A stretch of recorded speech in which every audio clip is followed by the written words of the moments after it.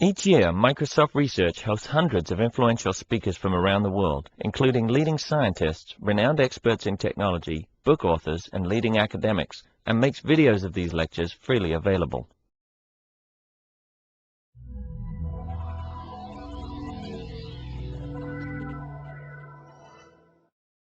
To introduce Ahlswede-Khachatrian visiting us again, and he'll talk about the measure of intersecting families using spectral methods. Okay, ladies and gentlemen, thank you. It's a pleasure as usual to be here, and I know this has been a multi-talk week, so thank you for coming to your third talk this week. Okay, so if you peek at the abstract, our starting point today is the Erdos-Ko-Rado theorem. It's quite a famous theorem. If you put the 3 words into Google, you'll get 407 links, but that doesn't say much. But the following statistics is rather interesting. There are 44 papers in MathSciNet that have Erdos-Ko-Rado in the title.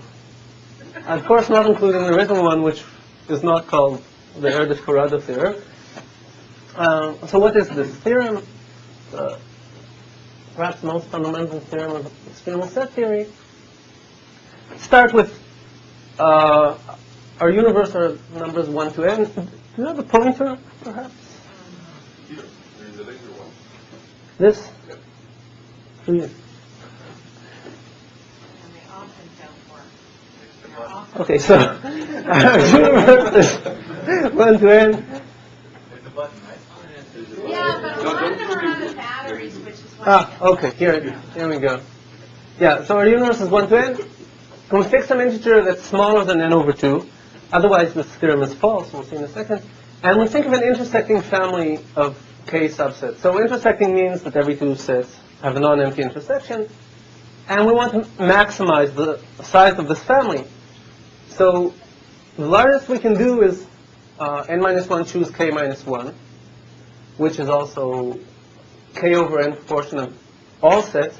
Now, what's the combinatorial meaning of n-1 choose k-1? This gives you a hint to the extremal example, which is unique. The only way to get an intersecting family this size is the flower. It's not a sunflower. It's a flower. You fix one element, and you take all sets that contain that element. So you see the sets can overlap, but they all have one joint element.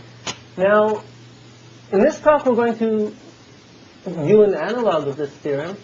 So now our world is 0, 1 to the n. Sometimes we'll think of this as a measure space, and sometimes we'll think of it as all subsets of n. So if I look at the 0, 1 vector, I think of it as the characteristic vector of a set. So now if I talk about an intersecting family of vectors, I just mean every 2 vectors share a 1 in a certain coordinate. The corresponding sets intersect. And we have a measure on the space. If we take the uniform measure, this question isn't very interesting. We take the skew measure. We give 1. So p is going to be some parameter less than 1/2. And throughout this talk, q is always 1 minus p. And we give a vector the measure p for every 1 that appears in it, and 1 minus p for every 0 that appears in it. So you can think of flipping a coin n times. Probability of getting a specific string is p for every 1 and q for every 0. And now I have some intersecting family, but now I don't demand that all sets be of size k. You can take any sets you want. What's the largest measure of the family, of an intersecting family? Well, it turns out that the largest measure is p. Now, this is analogous to the k over n of n choose k. And what's the extremal example? Go ahead. Come on. A flower, right? No, it's, well, we call it a dictatorship. So you fix one coordinate, and if that coordinate says 1, the function is 1, otherwise it's 0. So this is, Vitaly, I promised you we'll see a picture of this guy today. So we have this. Yeah. Okay. Oh, okay. Yeah. You'll have another chance. Don't worry. Okay. So now there's a very nice generalization You're of. expecting Bush, so you're wondering why you would go to Bush to make him. Yeah, I could have put all sorts of leaders there, but I don't want to get into trouble. So a generalization of the Erdos-Ko-Rado theorem is the Ahlswede-Khachatrian theorem. I'm going to show you only a special case of this theorem, not the full theorem. So it says, now we take a two intersecting family, which means that every two sets have an intersection of size at least 2. And once again, we fix sets of size k. Then, how large can a family be if every two sets intersect in size 2? Well, the best you can do is fix 2 elements and take all sets that contain those 2 elements. Unless, it's better to fix 4 elements and take all sets that contain 3 out of those 4 elements. And then afterwards, unless, the best example is to fix 6 coordinates and take all sets that contain at least 4 out of the 6, etc. So what their theorem says, it's not as silly as it sounds. The extremal example depends on the value of k, is always one of these, is one out of this family of examples. It's either fixing 2 elements or 3 out of 4, 4 out of 6, etc., etc. So what's the measure-theoretic analog?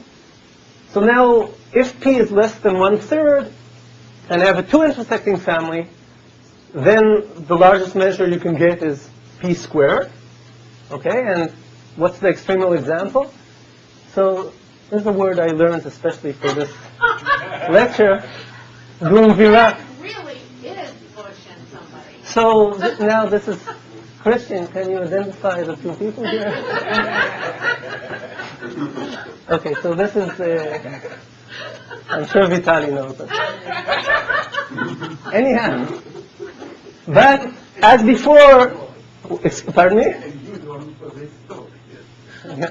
So, my father is a Sovietologist, so I tend to bring examples from that part of the world. So, but if p is between 1/3 and 2/5, then the extremal example is fixing 4 coordinates and taking all vectors that have at least 3 out of the 4, and that gives you p to the 4th plus 4p third to the 3rd q, which happens to be larger than p squared. And then if you move on, in every region you get a different extremal. Now these questions about the measure of intersecting families, it arises in all sorts of natural settings, and this first came up in Irit Dinur's PhD, and there Mooney and Irit proved these facts. And what they did is they actually deduced these facts from Erdos-Ko-Rado and Ahlswede-Khachatrian. So if you know what happens on the kth level for every k, you can deduce something about what happens in the whole cube. So it seems that if what happens on the kth level is somehow stronger, tells you what happens in the whole cube, why would you be interested in what happens in the whole cube? And the answer is, well, we're going to prove the measure-theoretic results using different methods, and then we go back to the combinatorial setting and we can deduce some things that weren't known before. We can deduce some stronger information, actually. And there's one thing I want you to take home from this talk, is the idea that in the cube we have a product structure, and that enables us to do a lot of it gives us new tools that aren't there when there's the world of all k sets out of n doesn't have such a nice structure, so it's harder to deduce some of the things we can deduce when we have a product structure. Okay, so what can we deduce here? Just to mention, the idea of using eigenvalues and eigenvectors isn't new. Everything I do here, people have done a lot of similar stuff, and especially I should highlight one name here. Wilson did some eigenvalue. He deduced some combinatorial theorems using eigenvalue methods, and what he did is very similar to what I'm going to show you here today. So this looks a lot like things that Wilson had done. Okay, so here's our first theorem. So once again, p is less than 1/2. We have not David. I didn't know that there were multiple Wilsons there. Yeah, sorry, I don't know. It's not David, right? Okay. So we have p is at most 1/2, and we have an intersecting family. So I told you before that the measure is at most p, but here's the things that you can deduce in the product structure. First of all, uniqueness. The only way to get exactly p is if you have a dictatorship. And this is also known in the Erdos-Ko-Rado theorem, that there's only one extremal example. What isn't known there is the robustness. So let's say you have an intersecting family that's pretty close in its size to the optimal size, then it has to be pretty close to the optimal structure also. So if it's epsilon close to p, it's O of epsilon close to being a dictatorship, plus some price you pay if p is too close to 1/2 or too close to 0. So you have these additional, if you get too close to 1/2 and too close to 0, you pay an extra price, but in general it's order of epsilon. Oh, it means that you look at these two sets on the cube and there are symmetric differences of measure order of epsilon. If I remember correctly, the uniqueness case isn't known for the p version, it wasn't known for the p version. It doesn't follow from the reduction, because they go to a limit. Right. No, what I said was that uniqueness was known in the combinatorial setting. Here it was. I don't think you can deduce it from Erdos-Ko-Rado. Now, here's an example of what you deduce in the combinatorial setting. So now, the analog of p is just k over n. So if k over n is bounded from 0 and bounded from 1/2, then you have the following corollary. You take an intersecting family of k subsets, like in the Erdos-Ko-Rado theorem, and now let's say it's pretty close to the optimal size. It's 1 minus epsilon multiplicative factor times the optimal size. Then it's close to being a dictatorship. There is some element that belongs to all but an order of epsilon proportion of the sets. Now, if you want to be very careful, once again, you pay a price if k over n is too close to 0, too close to 1/2. And there's another price. Once you get very close to 1/2, even making epsilon very small doesn't help. You have to pay some price. But this is only when your closeness is of order 1 over square root n, or something like that. So I won't go into the details how you deduce the corollary, but yeah, James? So in the applications where you, I think usually there's some optimization on the value of p that you use in applications of TCP type thing. Yeah.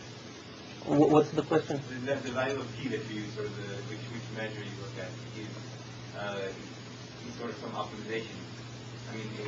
You optimize it so that you get less. Mm-hmm. My question is whether the optimization has to put p very close to 1/2 or very close to 0. I don't know. I know in Irit's PhD they had some reasonable bound on p, and they could deduce that the bound is either p squared or p to the 4th minus 4p to the 3rd q. So it was in a comfortable region, but I don't know in general.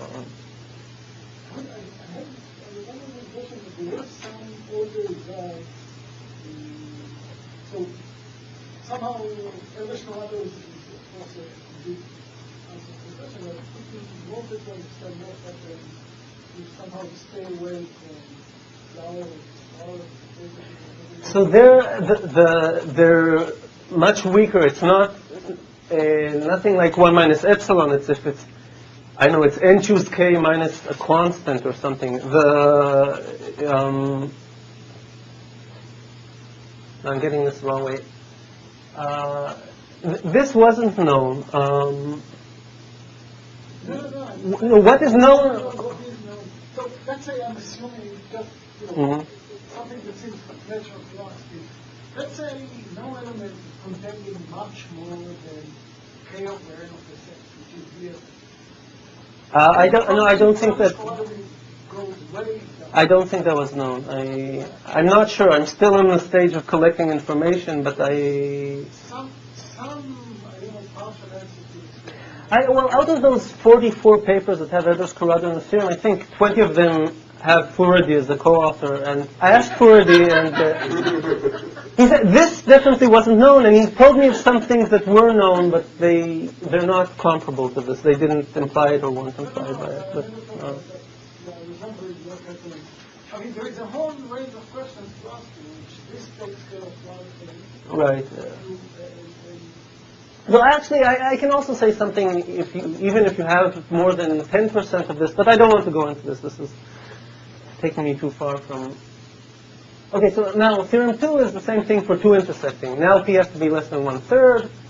Then, if you have a 2 intersecting family, the measure is no more than P squared. There's uniqueness. The only way you get P squared is a duumvirate, and you have robustness. If you're close to being measure P squared, then you're close to being a duumvirate. And as before, you have the combinatorial corollary. So you have a 2 intersecting family, and the ratio between K and N is down from 0 and from 1/3. Then, if you're close to the optimal size, then there are 2 elements that belong to almost all the set.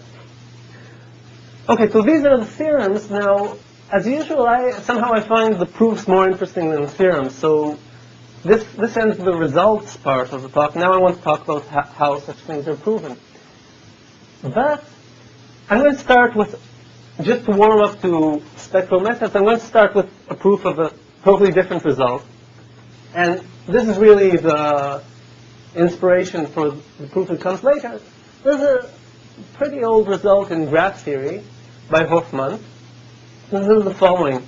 You have a d-regular graph, and all degrees are d on m vertices, and alpha of g is the size of the largest independent set. So you look at the ratio between the largest independent set and the number of vertices. What proportion of the graph belongs to the largest independent set, alpha? And now, every graph has eigenvectors and eigenvalues associated to it. If you have a graph, you have its adjacency matrix. I hope I'm not offending anyone by repeating things that are well known. Oh, greatly, yeah, I'm greatly offending, as the feminist magazine once said. So in the so Aij is 0 if is 1 if Ij is an edge, and 0 if Ij is not an edge. And you look at this matrix, it has eigenvalues. In the case of a regular graph, the largest eigenvalue is d, and then you have the whole spectrum down to lambda min, which is the mth eigenvalue. And here's Hoffman's bound.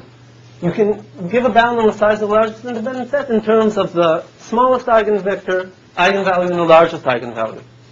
So this seems a pretty elegant formula. Let's see how one deduces it.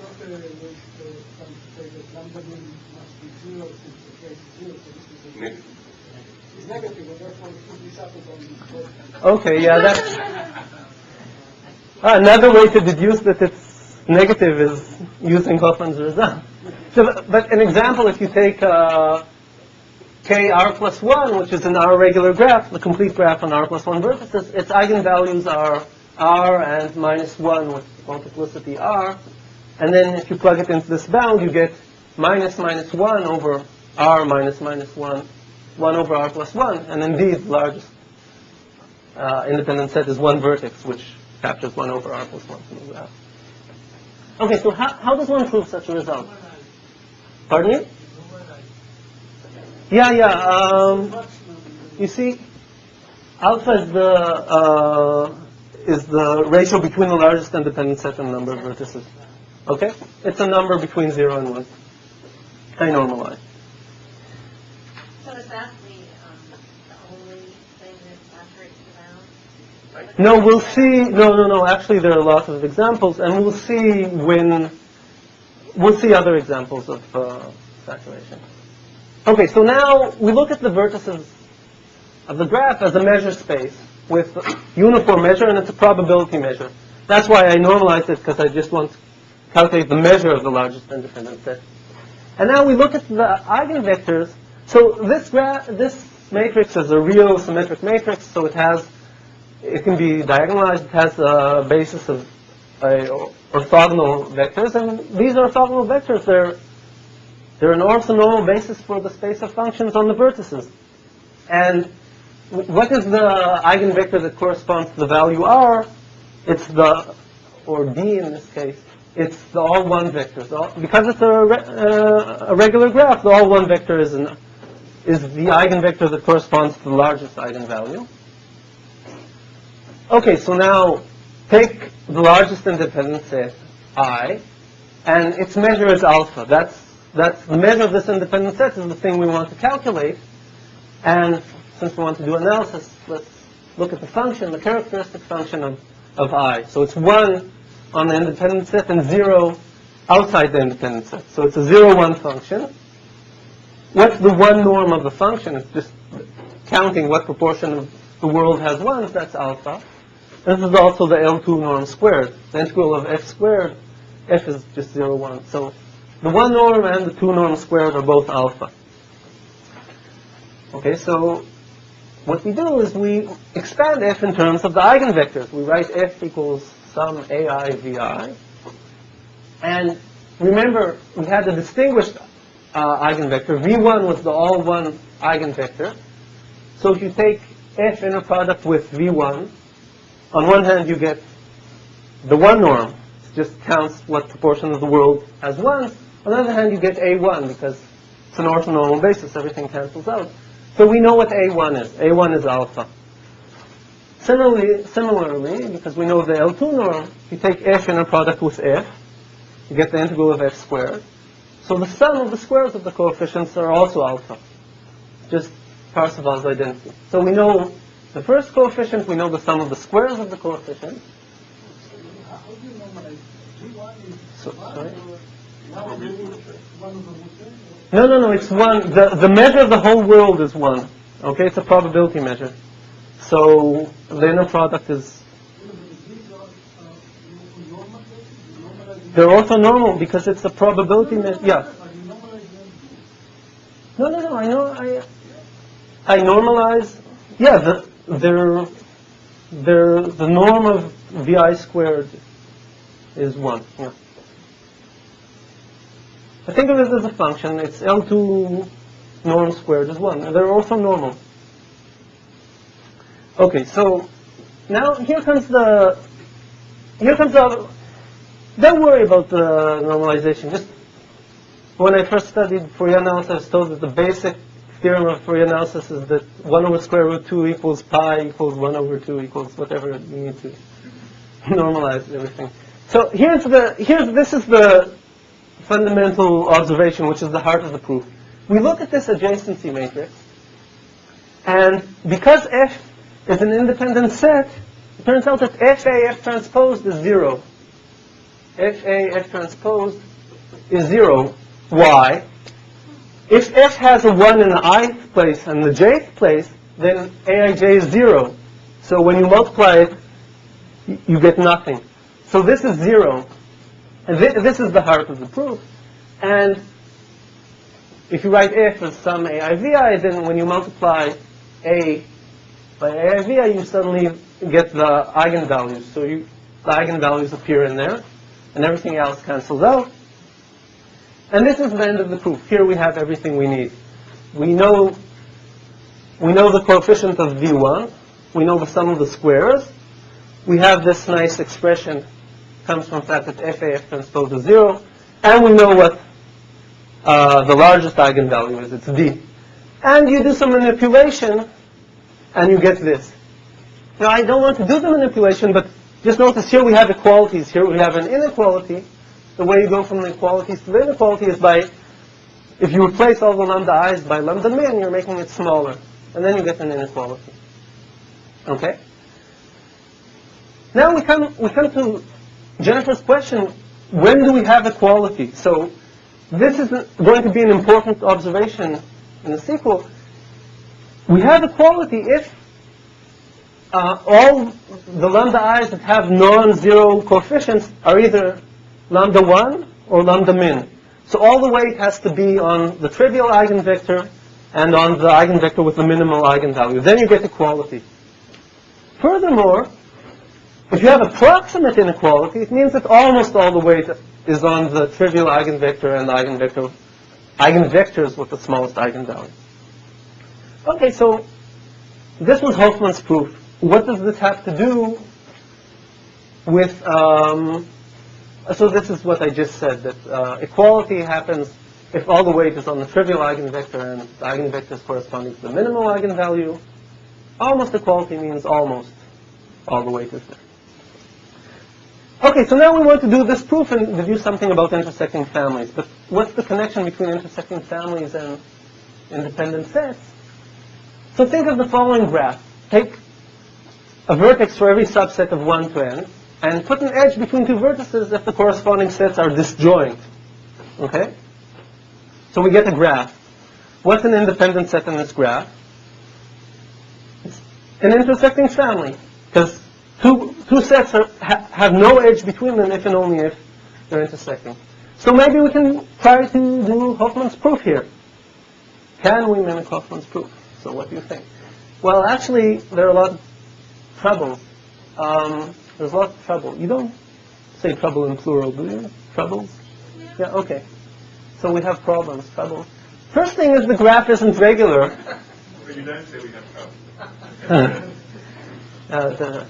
Enclosed is the mongoose you asked for. Enclosed is also the other mongoose you asked for. Someone sends 2 mongooses to a zoo and doesn't know if you say mongoose or mongooses. Actually, you say mongooses. So the first thing is that the graph here isn't regular.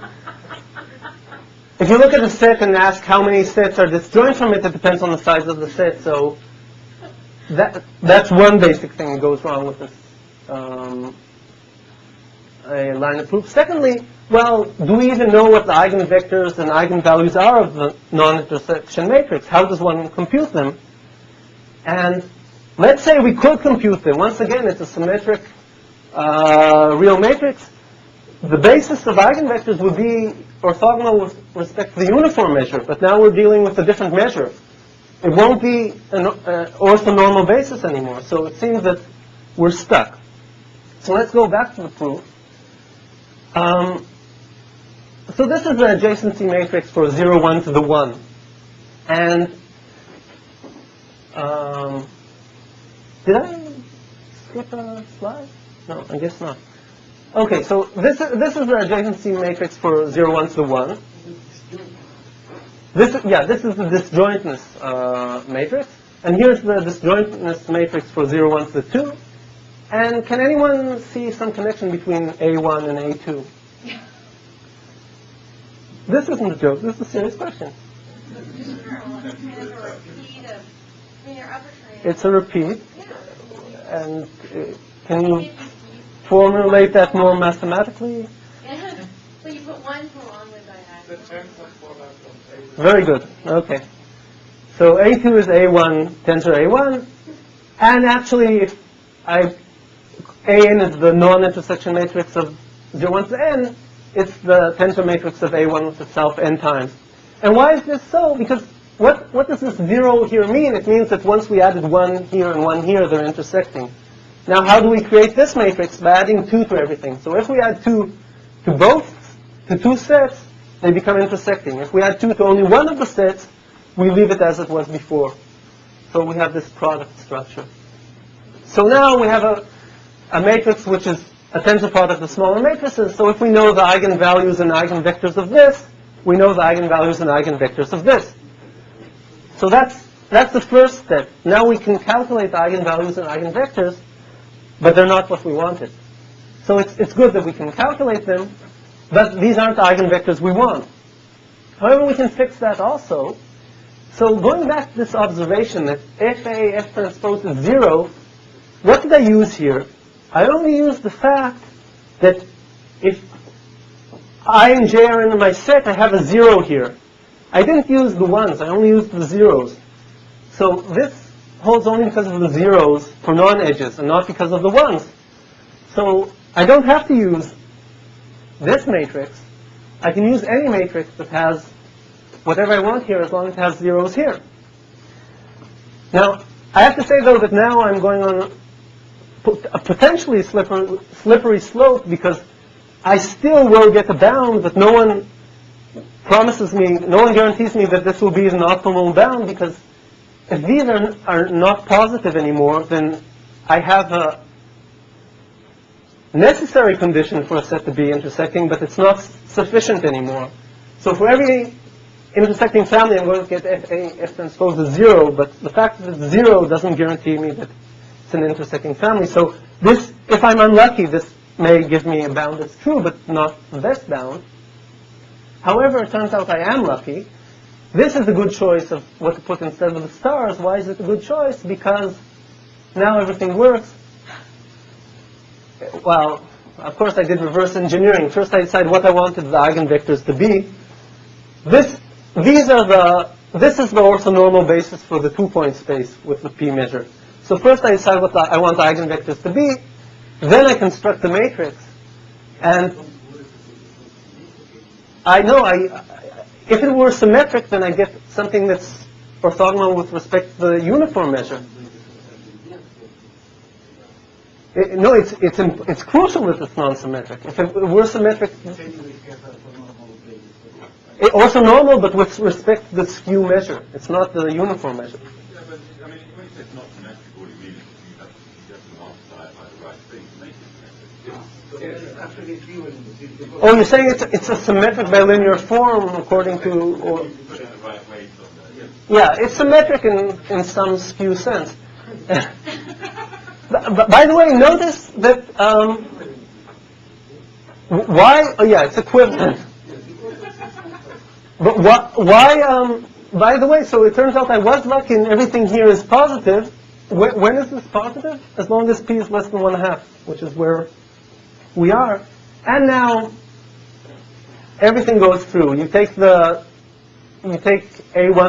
tensor with itself n times, you get the new pseudo non-intersection matrix for 0, 1 to the n.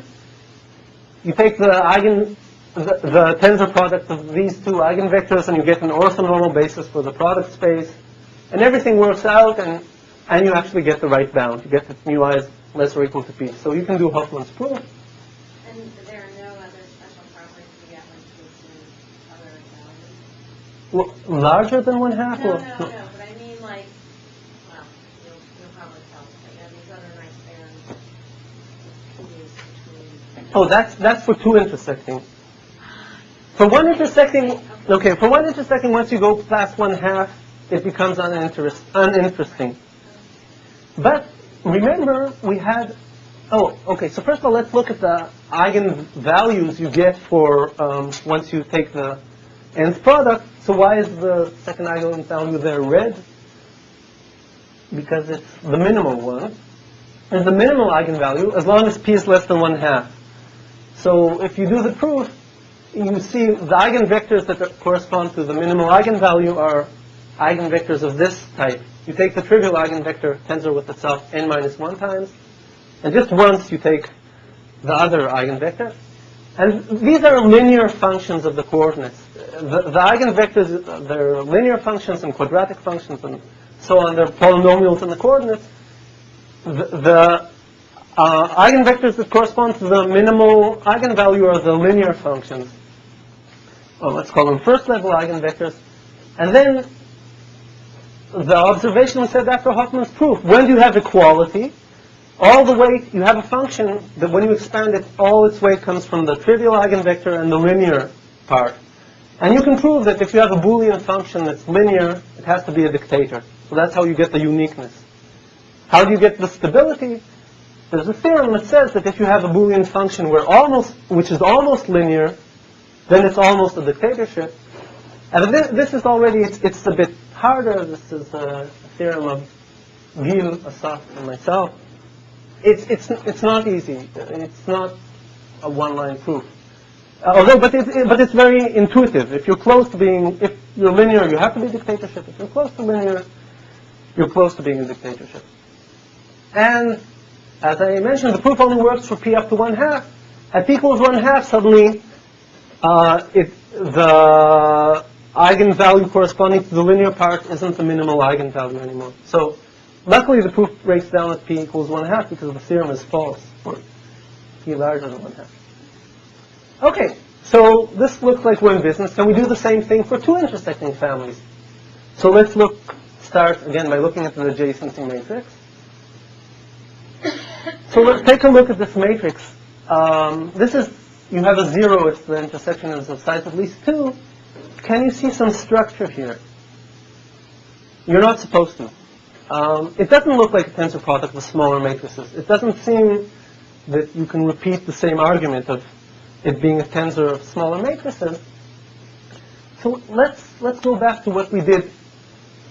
I'll repeat something I said before. What is this 0? This 0 says that when you add an element to two sets, once you've added the same element to two sets, they become intersecting.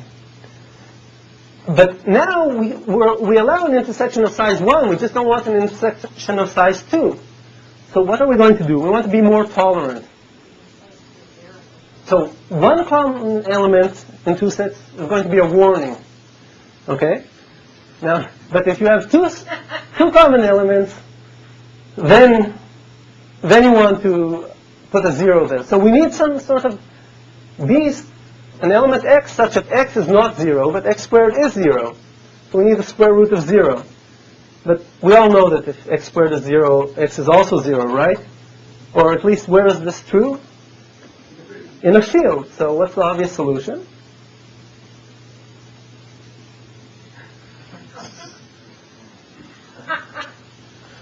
Right? Okay, so the obvious solution is to work over a ring. So we're going to look at the ring of real polynomials modulo x squared. So we have the linear polynomials and the multiplication every time you get to power larger than 2, you put in a 0. So we start with this matrix, and this x now means warning. You already have an intersection of size 1, and then this is the tensor of these two matrices, and here you have x times x, which is a double warning, and you get 0, and it turns out this gives you what you want. That you have this. Now you can see the tensor structure, and basically what you have is that if you have two sets that have intersection of size k, you have written here x to the k. And as soon as k is larger or equal to 2, you get 0. And if the intersection is of size 1, you have this warning. So this works. So same as before, to get the correct eigenvectors, we have to replace the 1 with something else. But there's some new troubles. The eigenvalues are now ring elements. So an eigenvalue is something in the form tau I plus eta I times x.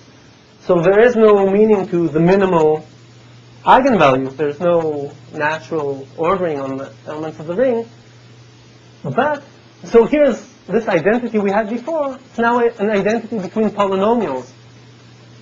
So we can compare coefficients. We compare the coefficient of x.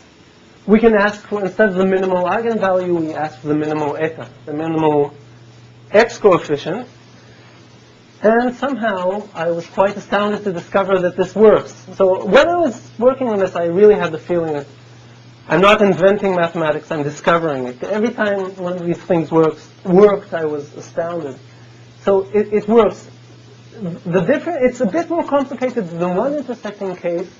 Now, when deciding what to plug in instead of the stars, you have to know to what power you're going to raise it. Because somehow it isn't homogeneous anymore. And, it's not as, if you're just looking at the coefficient of x and you multiply by something and raise to the n power, you have to know what n is in advance. So here's the right choice for this case. And then a miracle happens. What's that miracle? The miracle is that the minimal x coefficient of the eigenvalues is shared by the first level eigenvector and the second level eigenvector. So now, first of all, you get the correct bound, you get p squared. And secondly, if you have uniqueness, it means that you have a function that's quadratic.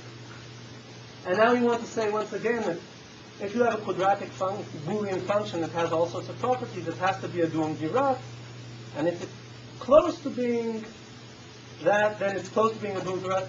And it turns out that this is, once again, it sounds very intuitive, but it's not easy. Now it depends on something much deeper than the FKM result. It depends on the result of Guy and Moody.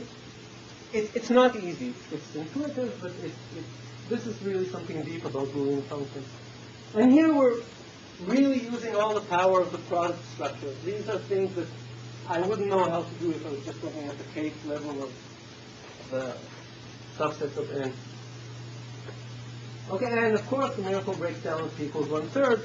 Suddenly the minimal eigenvalue doesn't belong to 1 and 2, it belongs to 1 and 4 or so. It doesn't work anymore. Okay, so here are some natural questions.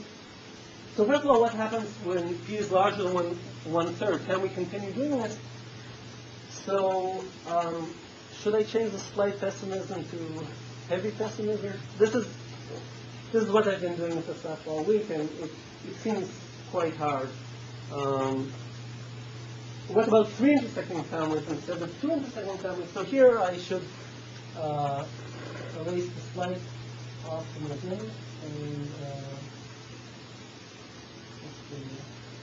actually it's not even optimism. This has been proved. So you can do the same proof. Now you work over Rx modulo x cubed. First, I didn't think that all the lemmas would go through, but it goes through for t intersecting for any t.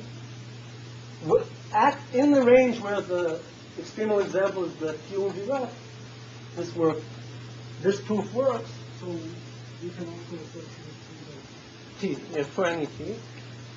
Here's another question. So these are very interesting questions in extremal set theory. You have, let's say you have a family of cases that you, for any 3 of them, you can't see this structure. You can't have this intersection pattern. So how large can such a family be? I'd like to do the same thing here, but then it turns out that in this proof, I use bilinear forms. To attack this is an independent set in a reuniform hypergraph, and you need trilinear forms. And people warned me not to try trilinear forms because they don't work, and I didn't listen to them, and I tried, and it really didn't work. It seems very hard. I don't think somehow things are very different in the trilinear world. I couldn't get these proofs to work. But there are a lot of other questions that I still haven't started exploring. This stuff is relatively new, so I guess we'll have to see if we can deduce a lot of nice stuff from this, or maybe it's just a few extremal cases that we've found. So that's all.